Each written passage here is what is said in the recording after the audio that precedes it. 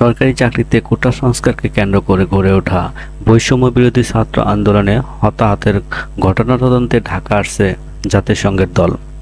আগামী সপ্তাহে কারিগর চীন বাংলাদেশে আসছে বলে নিশ্চিত করেছেন জাতিসংঘের আবাসিক সমন্বয়কারী।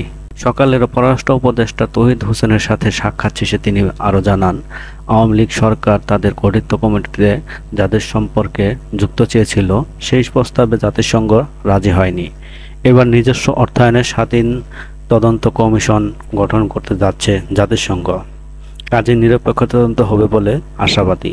এছাড়া পররাষ্ট্র উপদেষ্টার সাথে বৈঠক করেছেন রাশিয়ার রাষ্ট্রদূত। তিনি বলেন, রূপপুর পারমাণবিক প্রকল্প কিছুটা দেরি হতে পারে, তবে তা কঠিন কিছু নয়।